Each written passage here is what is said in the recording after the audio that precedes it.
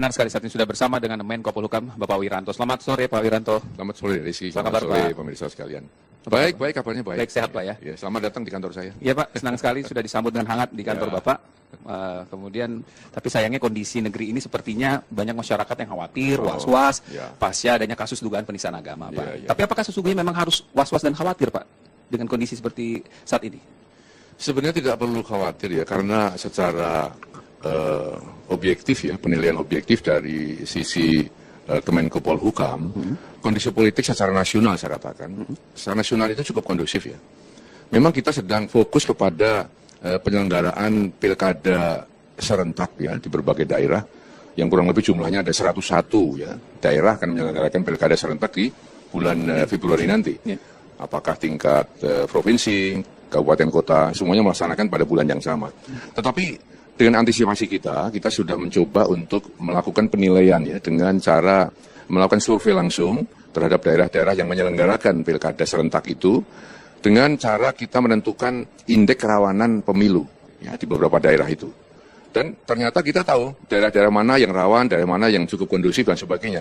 Karena kita melakukan dalam jangka waktu yang cukup lama sebelum pemilu, maka sekarang sudah ada upaya untuk kemudian menurunkan kerawanan-kerawanan itu di daerah-daerah, terutama daerah yang memang indeks kerawanannya cukup tinggi, seperti di Aceh, di DKI, dan di Papua.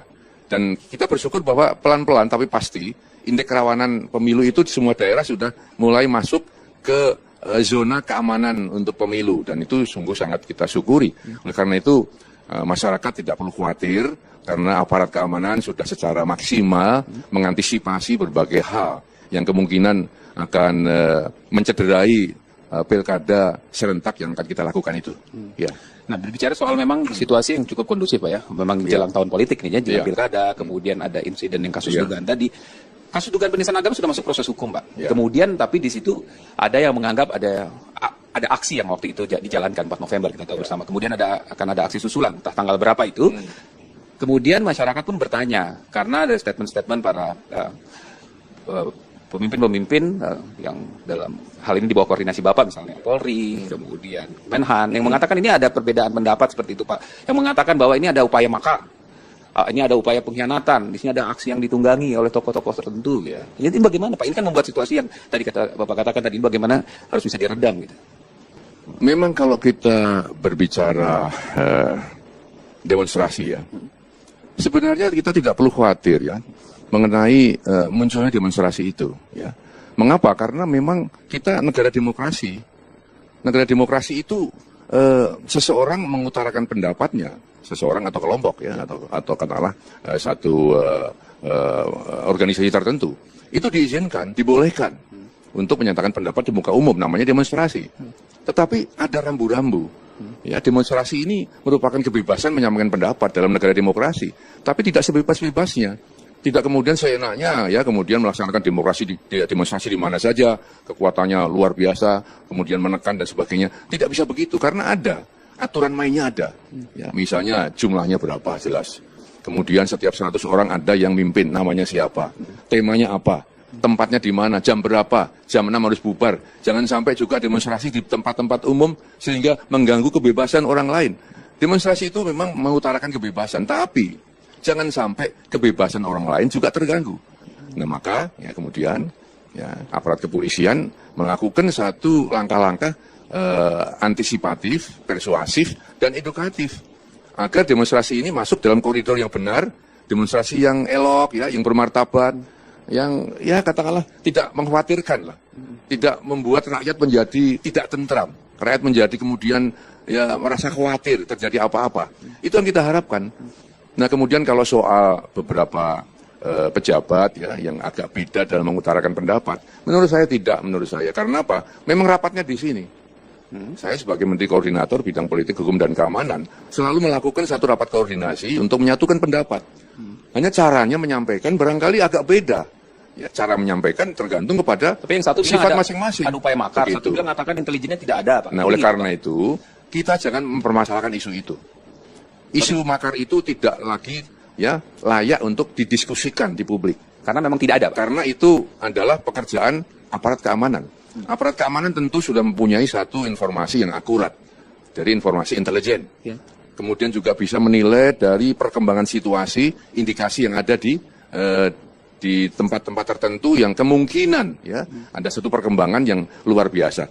Dari informasi itu, dari intelijen itu, kemudian mengolahlah si aparat keamanan, kepolisian ini, sehingga memunculkan beberapa kemungkinan.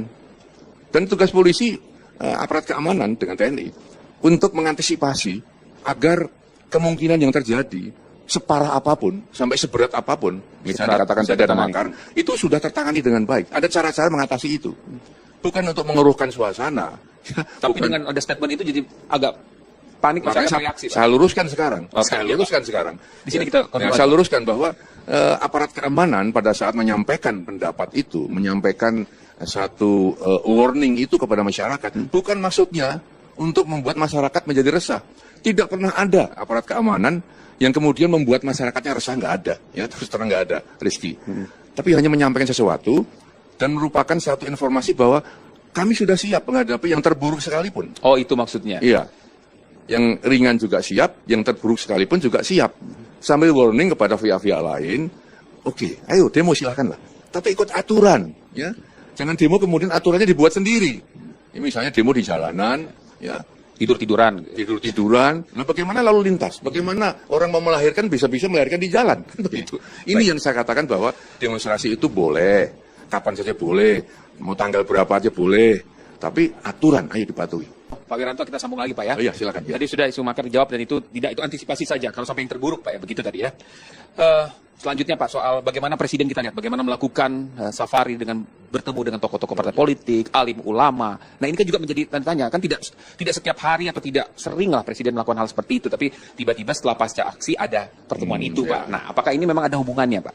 Enggak, pertama sinyalemen Anda salah. Ya, Presiden itu sebenarnya ya berhak ya untuk menemui siapa saja. Oh, iya. Dalam tugas beliau sebagai presiden ya, apakah tamu luar negeri atau dalam negeri.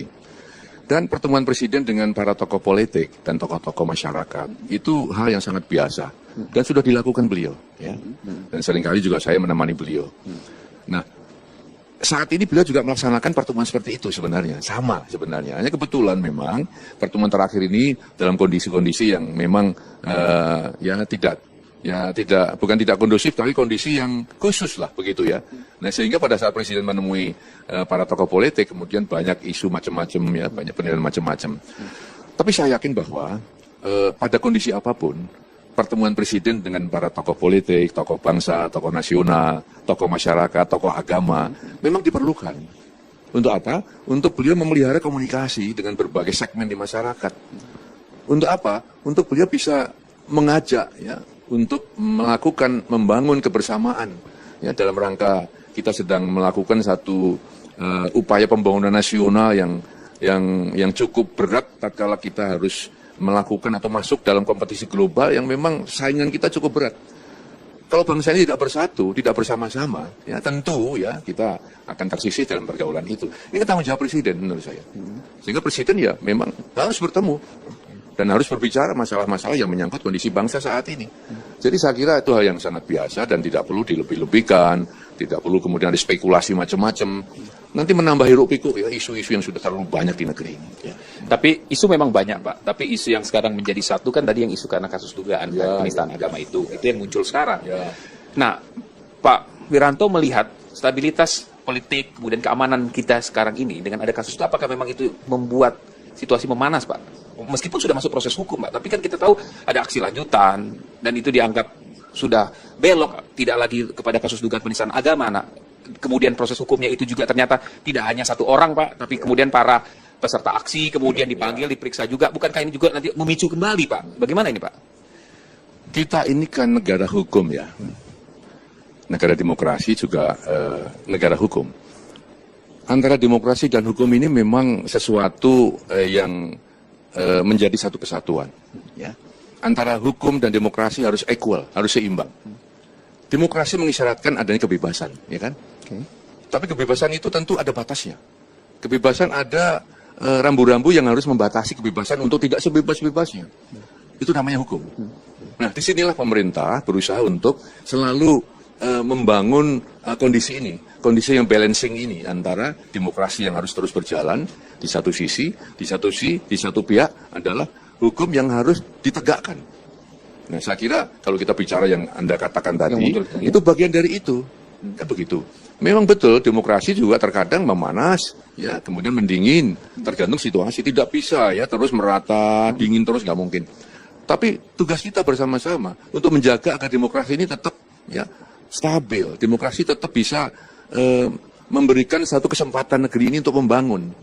Oleh karena itu kalau kemudian aparat keamanan mengeterapkan hukum secara konsisten dan konsekuen, itu jangan dianggap kemudian melakukan langkah-langkah yang justru ya, memanaskan situasi, bukan. Justru mendinginkan itu. Ya, sehingga masyarakat luas tahu bahwa oh ternyata hukum dapat ditegakkan. Ternyata hukum ini dapat diyakini, melindungi mereka, membuat suasana menjadi tentram dan sebagainya. Nah, itulah sekarang ini kita harus kerjakan. Oleh karena itu kembali tadi, kalaupun suasana memanas, itu kita harapkan pada batas-batas tertentu dan kita dinginkan kembali karena tugas kita masih banyak ke depan nanti. Jangan sampai negeri ini terjebak kepada sesuatu yang terus memanas ya, sehingga kita lupa bahwa kita sedang membangun negeri ini. Dan pembangunan sudah cukup baik, momentumnya cukup baik. Ya, jangan sampai kita justru hancurkan sendiri ya dengan perilaku kita yang justru melanggar hukum itu. Ya. Bapak melihat langkah yang sudah diambil oleh Polri dalam proses hukumnya itu bagaimana Pak? Sudah tepat, on the track, bagaimana Pak? Saya tentu ya, ini diskusi ini bukan kemudian kita diskusi untuk menilai tindakan aparat penegak hukum, bukan ya. Saya tahu bahwa aparat keamanan, aparat penegak hukum ya, akan selalu berhati-hati agar dalam menerapkan hukum itu seperti yang dikatakan Bapak Presiden ya, bahwa hukum tidak akan diintervensi oleh pemerintah. Hukum dilaksanakan secara cepat, tegas dan transparan. Itu kan pernyataan seorang presiden ya, yang juga tentu akan diikuti oleh aparat penegak hukum yang lain. Yang penting adalah jangan sampai ya ada pihak-pihak tertentu yang terus-menerus memanas-manasi, itu yang justru ada.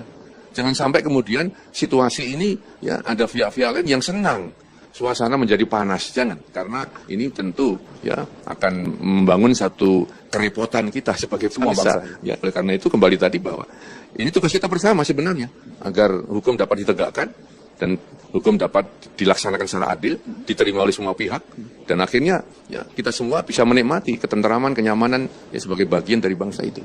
Langkah apa yang diambil oleh Kemenko Polhukam Pak, Kementerian, untuk bisa menciptakan situasi politik keamanan ini agar tadi tentram, nyaman dan kondusif Pak? Kalau itu menyangkut masalah keamanan nasional ya sebenarnya ancaman yang ada di kita ini kan sebenarnya bukan lagi perang terbuka ya. Ancaman yang kita hadapi sekarang ada istilah ya namanya asymmetric war ya. Ada satu ancaman-ancaman lain yang sudah lebih multidimensional, yang lebih masuk dalam berbagai spektrum kehidupan kita sebagai bangsa. Itu yang perlu kita antisipasi. Ya, ada ancaman radikalisme, terorisme, ada ancaman illegal logging, human trafficking, illegal fishing, ya. Itu semua kan ancaman-ancaman yang nyata, ancaman narkoba, banyak lagi ancaman-ancaman yang harus kita antisipasi. Tidak hanya kita terfokus kepada masalah demonstrasi. Nah, dalam kaitan itu memang Menko Polhukam sebagai bagian ya dari sistem pengamanan nasional mengajak seluruh aparat keamanan yang mempunyai tanggung jawab sama mengenai keamanan nasional negeri ini untuk selalu mengantisipasi ancaman-ancaman mana yang secara evaluatif ya itu mulai merangkak naik dengan indikasi-indikasi yang ada. Oleh karena itu, kita selalu melakukan satu kerjasama internasional, terutama menyangkut ancaman yang tidak hanya datang di dalam negeri ya, dari luar negeri. Misalnya yang paling dominan sekarang kan ancaman adanya kelompok terorisme misalnya. Ya. Itu bulan Agustus yang lalu Indonesia justru melopori bagaimana kita bersama-sama dengan negara lain 36 negara untuk melaksanakan kerjasama menanggulangi ancaman-ancaman itu. Ancaman aksi terorisme maupun ancaman pembiayaan terhadap terorisme itu.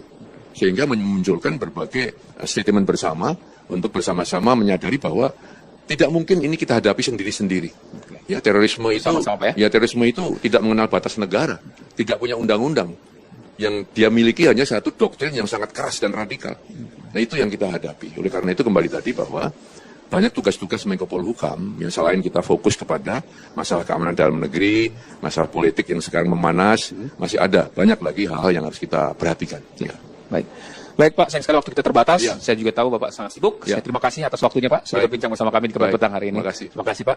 Ya. Demikian perbincangan kami bersama Menko Polhukam Bapak Wiranto, dan saya kembalikan lagi ke rekan saya di studio, Divi dan juga Sita. Terima kasih.